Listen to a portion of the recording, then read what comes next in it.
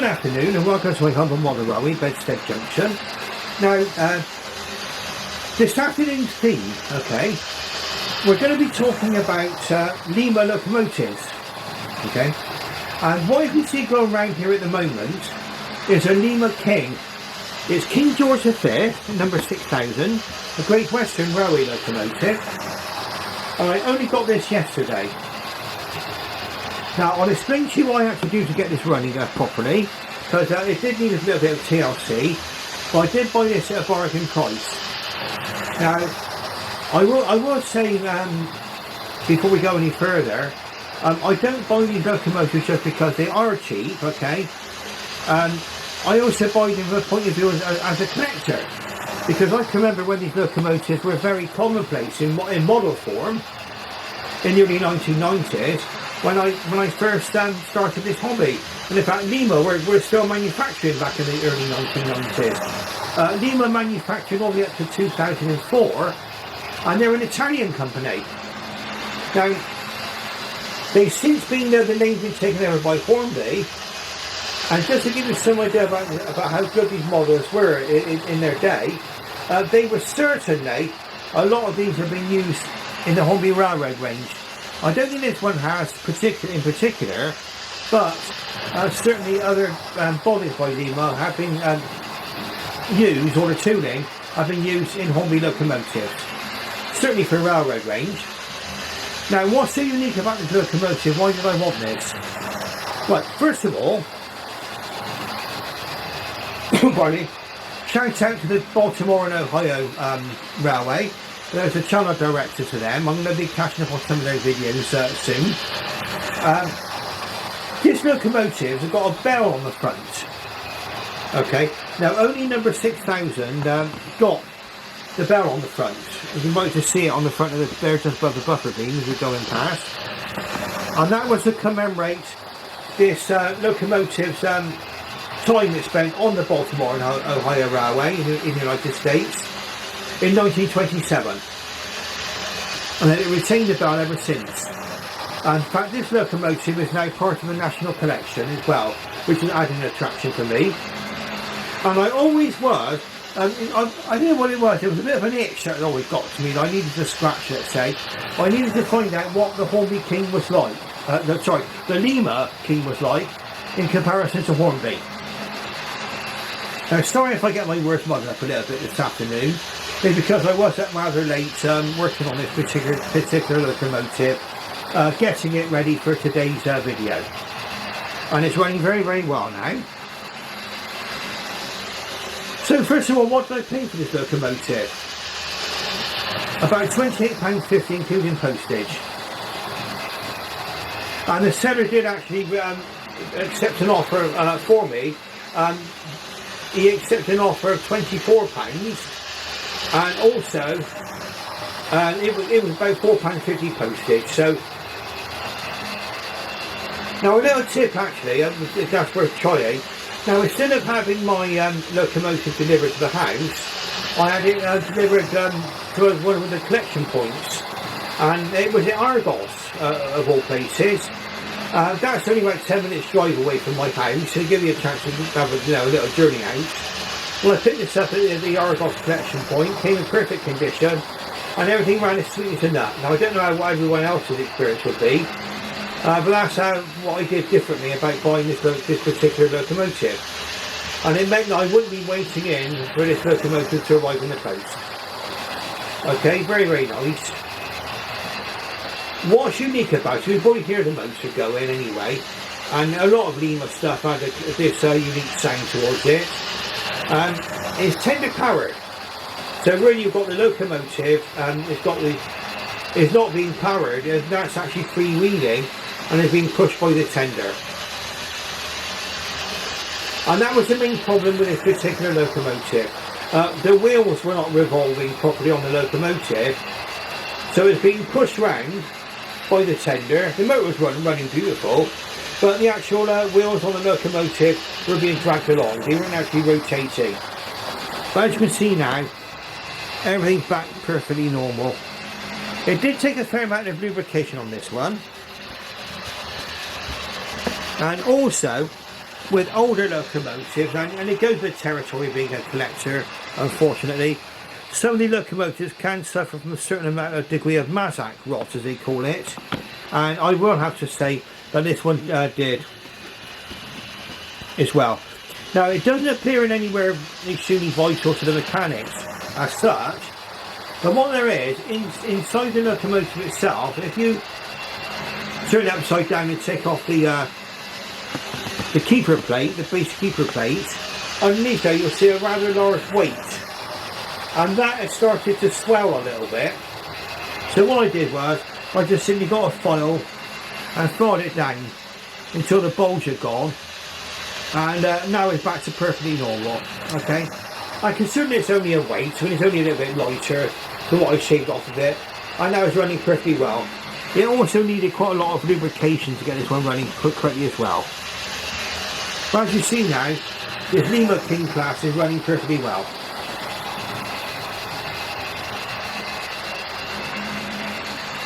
King George VI. Now what I'm going to do is we'll be running this one in quite shortly. Now, do I have the Hornby version of this?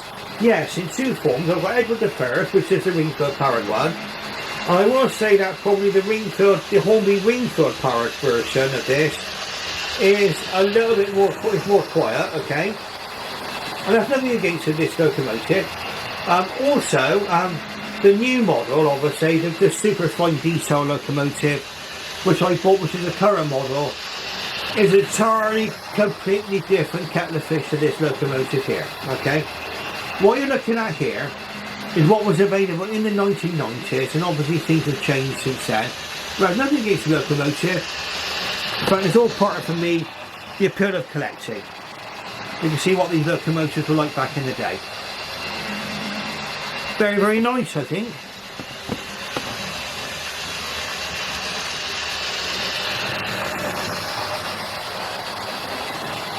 Would I recommend one? Well, let's put it this way. You're paying £30 for a locomotive. I've seen them go for more money than this, okay? And that might be for like a, you know, a completely good, you know, completely super runner. You'd expect to get that. But this one, with a bit of TLC and a bit of bravery, I was able to get it up and going, up and running again properly. Okay, now what we're going to see next is what she's like when there were points. Not a layout like this. Points is obviously a very, very important feature to think about. There we go, it's stopped quite elegantly there. It's still a little bit stiff, and it does require still a little bit more running in, okay? But how it ran in comparison to how it was when I first bought this, there's no comparison, okay? Was it worth the time and effort? Definitely, okay? So here we go. Let's go bring this one into the station. Now, what we're talking about as well with this Lima theme is also a theme which appeared by accident. We've got what was the steam version, okay, and what its replacement was when dieselisation came into play. And we'll be talking about what came in next. There it is, waiting in the wings there. Western Enterprise, an experimental desert sand delivery. Okay, very, very nice locomotive, very, very nice.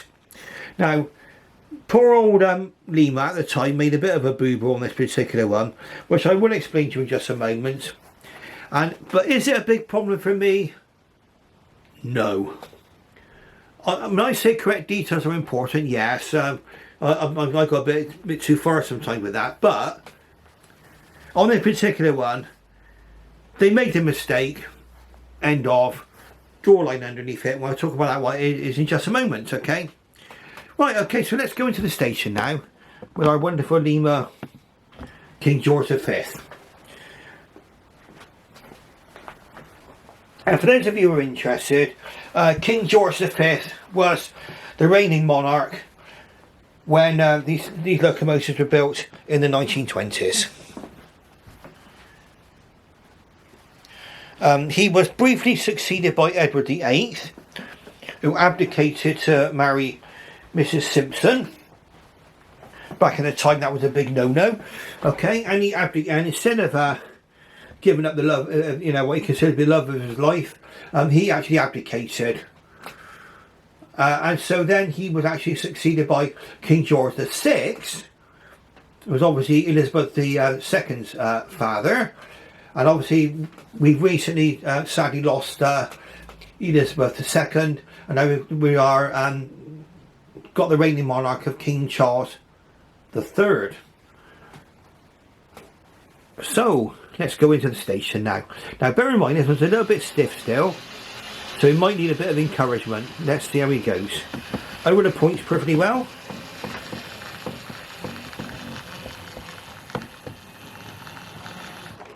Oh, that's beautiful. Into the station, lovely there. Sorry about my camera work not keeping up, but I'm trying to operate the controller as well as the camera at the same time, and it's a lot of eye to hand coordination involved there. And for me, my model rail, I'm going to put this one forward by hand just a little bit. There we go. Little double run it off the edge of the rails. There we go. Let's. I need to bring in enough clearance here so that the coaches don't collide with each other when I run the Western Enterprise out of the station. Okay, so which I have actually done that before. I have had a carriage clash. All part of the fun of modern railways, of course, and part of the fun of modern railway video making. Now let's take a look. Let's bring that point there now. Right, so Western Enterprise, very nice model. Certainly going back to the 1990s, there were a lot of people wanted this one in this livery. Very, very nice livery. I think it's unique to this particular one. It was an experimental livery.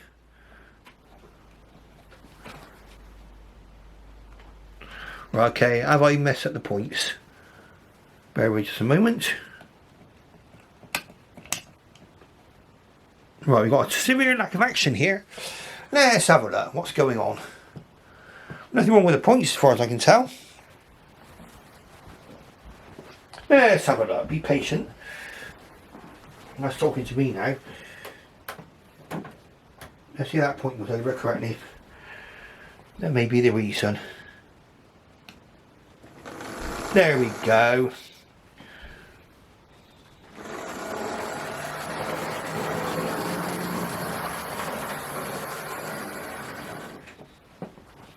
Right, so that's Western Enterprise out of the station now. Now bear in mind these models don't get a huge amount of use sometimes, and so they can be a little bit stiff, but it's a perfectly nice model. Came out of the points there quite well. Okay, so let's take a look. Need to change the points, and then you'll see how Western Enterprise goes over. I actually did that from a standing position there, so I couldn't change the camera angle while it was coming out of the station. But here we go, Western Enterprise in desert sand livery. Beautiful, absolutely stunning, in my opinion, of course. Because everything's down to personal preference, isn't it? I mean, why would I still be running these old models when you could buy the new ones? Well, I'm going to take it from a collector's point of view. I mean, I'm used to these models. Basically, back in the day when I started the hobby, this is what you had. This is what you had. And I enjoy them every bit as much today as I did back then. Now, what's wrong with this model? The number. They put the wrong number on it. They put number 1023 on this locomotive instead of D1000. In fact, D1023, that was actually the number of Western Fusilier, and it caused me a great deal of confusion and head scratching when I first bought this model, because I was reading in the books about D1000 Western Enterprise, and yes, Lima did make a mistake. They put the wrong number on this one. Will I be changing the number on it? But it can easily be done. You can probably get new number plates for it and change it to D1000. I'm leaving it as it is because it's a bit of a conversation piece, isn't it? You know, it's a model with the wrong number on it. I didn't spot it. I didn't know until I started to read up about these westerns.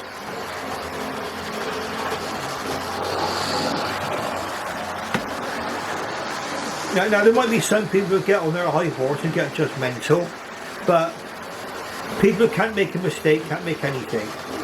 That's what we always say. Or my old piece of wisdom: if you can't make a mistake, you can't make anything.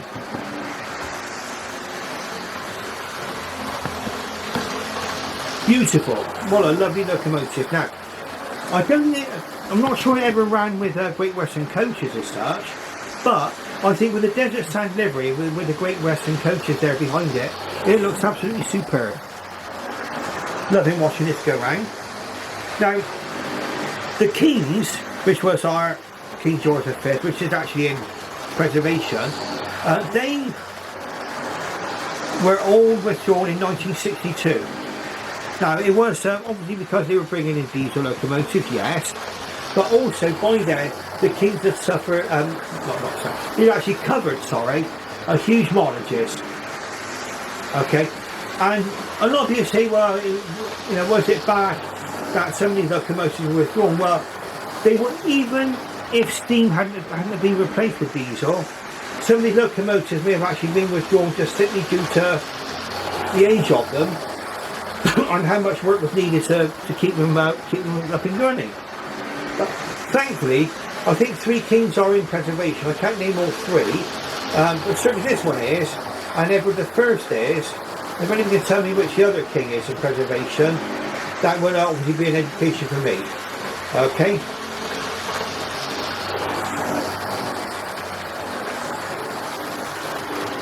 Now, I think I was watching another channel which I can highly recommend is Well Chuffed Railways. I think it's Rick and Pauline Paula. They're do a very nice channel. They go around all the different modern railways, toy and train fairs, picking up bargains. And yes, there are bargains out there, and I think Rick was saying that he liked the idea of getting one of these. And obviously, if you're watching now, this is a chance to see what one of these are like in action. Very, very nice. Now, I would say is, when has a Lima engine ever let me down? And I can honestly say, never. Never, never, never. Perfectly reliable. And with these, I mean, the advantage of them is, okay, you might get a bit more noise and whatnot, but you can change the brush and springs. You can actually work on the motors. Whereas today's motors, lovely as they are, and I've got plenty of motors with it, like, you know, the skew arm motors and things, which are we've got the modern locomotives, those cannot be serviced. Once those motors go pop, you've got to get another one from somewhere. And that may present a challenge in the future. Whereas these, as long as they can still provide the brush and the springs, which you can get them, you're still in business. What a beautiful locomotive going round there, I keep on saying that. I always wanted one of these in Desert Sand livery. And this one turned up during the lockdown. I got a bit of cough this afternoon. I got this one from a dealer called the Modern Railway Emporium, and in fact I got 2 locomotives from them, and perfectly happy with both models. Now the diesel hydraulics, as these were in turn, these were withdrawn in about 1977, and that's because of the debut of the Intercity 125s. A lot of the services were taken over by Intercity 125s, and of course they're still running to the present day, and they're only being, the Intercity 125s are only being displaced by electrification. Well, there we go, our lovely model here. We're going to bring this one into the station now, because we need to show another 2 locomotives. There we go. I've overshot the signal a little bit there. Doesn't matter. Okay. Let's get ready and have a look now and see how this one goes over points.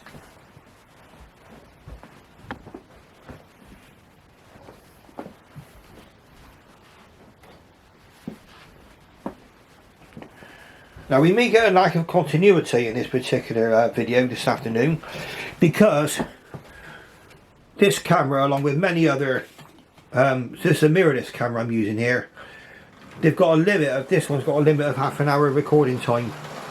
You've got to start recording all over again.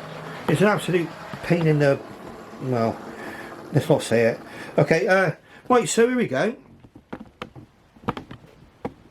That's our two locomotives together.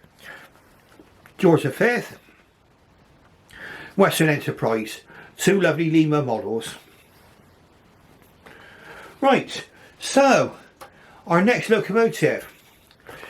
Again, it's going to be the steam, what appeared on branch lines in steam, and then finally we're going to show what replaced the steam engines once steam had been withdrawn. Now, it was the intention to end steam at the end of 1965. It was called D-Day or Diesel Day. Okay, D-Day or Diesel Day, and that was actually delayed by about 3 months because at the time the Somerset and Dorset Railway was under the control of the Western Region of British Rail, and the replacement bus service that they were going to be putting on there actually fell through, and so steam actually carried on the Western Region of British Rail for another 3 months. Now let's go up to our branch line station up there, and then we're going to have a look and see if we can get this one out to the station. Nice little runner. There we go. Now this one we're seeing now is a small Prairie in BR black livery by Lima. What do you get with these and what don't you get? Okay, what don't you get first of all? You don't get like separately fitted parts like slope box darts. In fact, you don't get that on the King either. And this one's got a huge Greenfoot style motor, similar to what's in all the other vehicles here. And because of that, it's actually taking up a large part of the cab. But back in the day, you did get some models. It was due to the technology at the time, what was available. You did very often get locomotives where the motor actually sort of went into the cab a little bit. And you did get that a lot with Wren locomotives, if I remember rightly.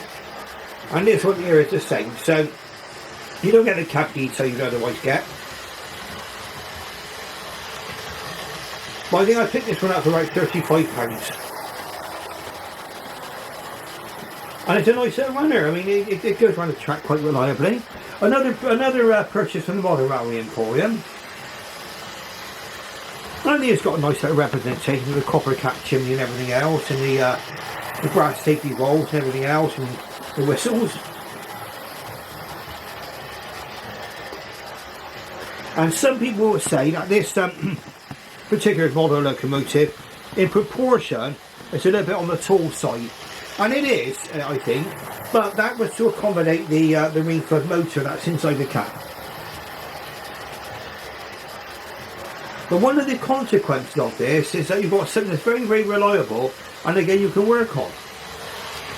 You've got motors with brushes, conventional brushes and springs. Not bad at all.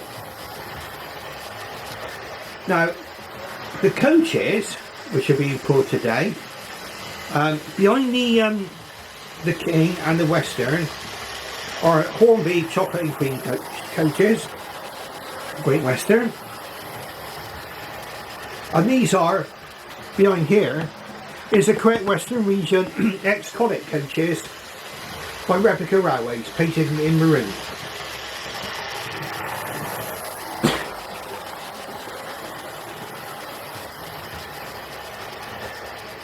Not bad at all.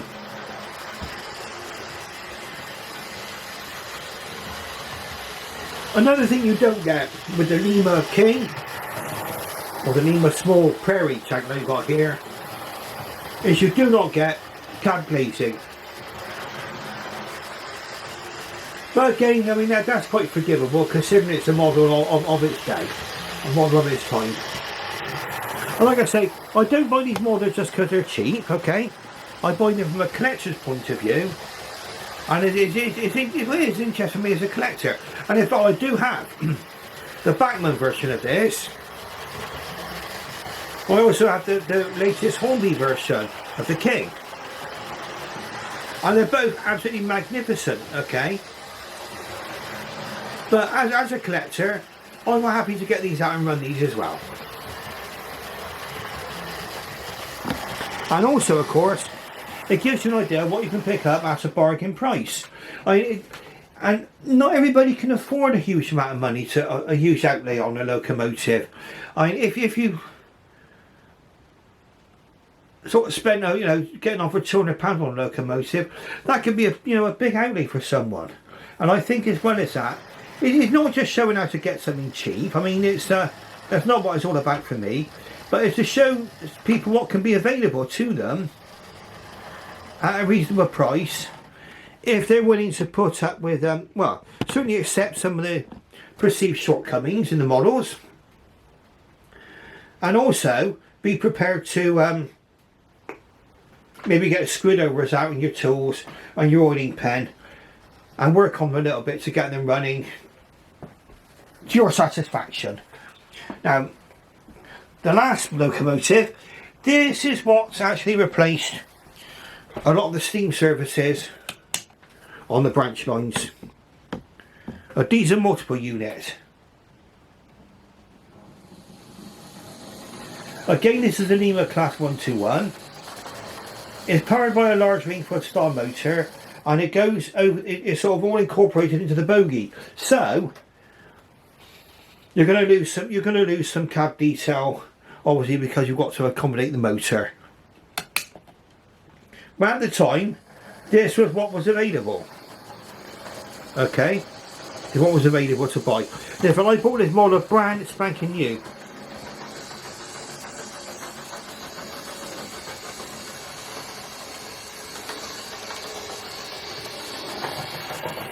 Now, as far as Lima boxes are concerned, the style of box on a Lima is usually silver like this. But they also came out with this, which is what my Class 121 is. The 121 diesel here. The Lima collection there. There you are, it's got a thanks for purchasing a Lima model. Of course, Lima sadly stopped manufacturing in 2004, I believe. But they were taken over by Hornby. And Lima is an Italian make of locomotive.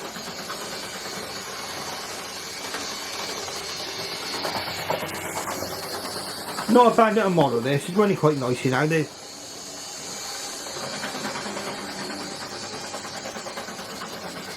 I'm going to investigate why it's clonking slightly. It might be something stuck to the wheel. Usually it's something like that.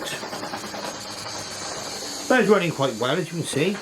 Now these were used, appeared a lot on branch lines. For me locally on the Cleveland branch, these were also used on the Bridport branch, and they were, to tell you about their value and their worth, they were used right up to fairly recently in Buckinghamshire. So, very, very, very useful. These are multiple units.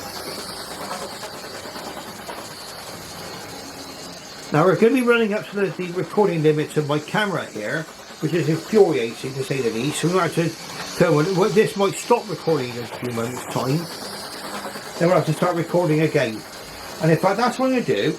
I'm going to stop the recording now, and then we'll have a slight lack of continuity. Then all we've got to do is press the record button again, like I've done here now, and we've resumed the recording.